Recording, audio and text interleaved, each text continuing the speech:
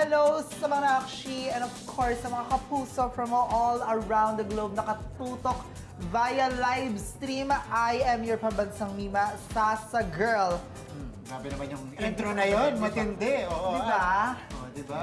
At magandang gabi sa lahat ng kapuso natin here and there. Mga kapuso, tonight marami tayong makakasama dito sa live stream as we celebrate the 75th year of our beloved network. This is Martin Javier and welcome to Beyond 75 Backstage Pass. Mga kapuso, naniniwala ba kayo sa kasabihan na two heads are better than one?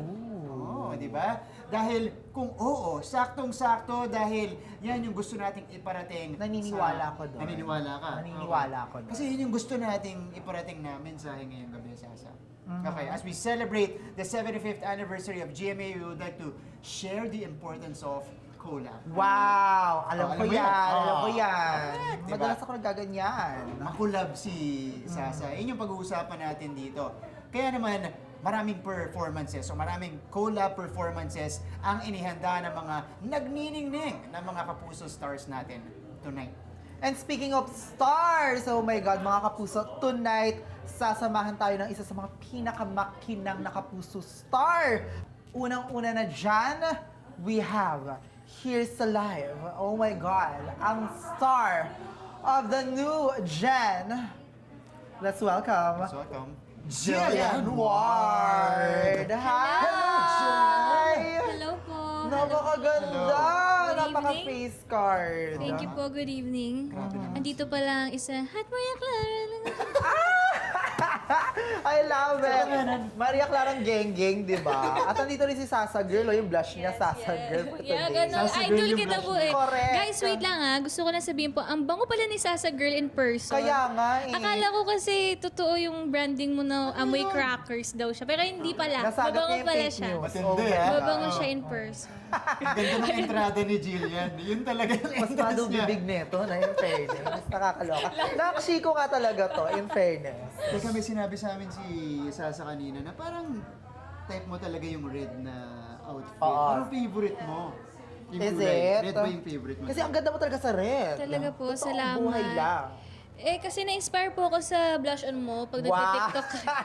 Ganito kay Red kasi. Diba, oh, pula-pula? Ganyan, ganyan. Nakshiko nga Oo. talaga to. I Parang love. hotdog. Pasabog, yes. O, hotdog couture po ang atake natin today with Jillian Ward. Hotdog Yes. couture! Yes po, hello. Jillian, kamusta ka naman ngayon? Dahil, di ba, anniversary, ikaw, kamusta ka ngayon? Kamusta na yung puso mo? Kung meron, di ba? Kamustahin natin. Ala, meron nga. Ala! ba? Ano na Ayun. patigil si Jillian? Nagpa-blush, oh. Uy, uy! Uy, well, ano po, hindi ko pa sure eh. Ala! Sino yun ang kapala mukha mo? Bakit di sure? Hindi naman. Ah, hindi ka sure kung sasagutin mo or not. Okay. Ganun. Ayun! Well, ang tabayanan Anyway. natin yan. Well, Jillian, simula nung bata ka pa, ang dami mo na naging roles dito sa GMA. Napakabongga. Ang dami mong ginampanan. Ano ang pinaka-memorable para sa'yo? Para sa akin po yung role ko sa Abot Kami na Pangarap na si Dr. Annalyn. Oh, yes! Yes. Ang galing mo doon. Thank you po. Kasi naging challenging talaga siya for me dahil 17 lang po ko at the time. Pero nakanood ako ng real brain surgery. Nasa loob po ko ng operating room. Talaga? Yes, as immersion po for the role. Tapos nag-aaral ako ng mga medical terms, ganyan, for the role. And talagang, Takot ka ba sa dugo? Oh.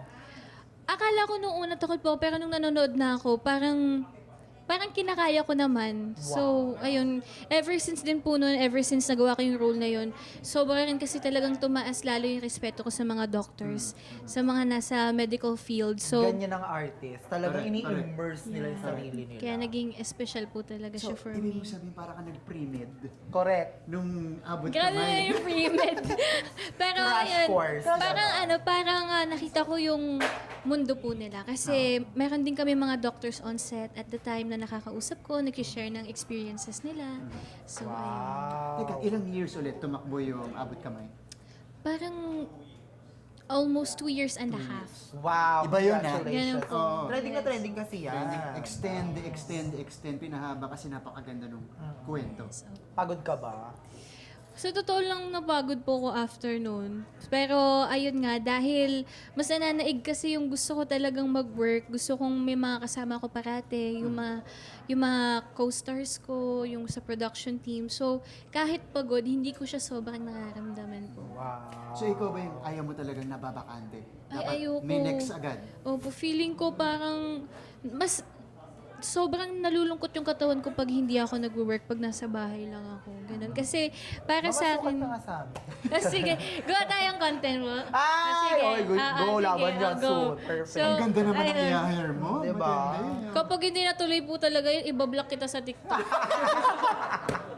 Wow, please. Oh my God. Ay, kinikip ko yung follow sa akin ni Jillian. Iniingatan ko yan. Yes, ayun. So, Oh, pero ayun lang. Jillian, simula bata ka, nakita ka na namin, nag-rise ka talaga as one of the big stars ng GMA.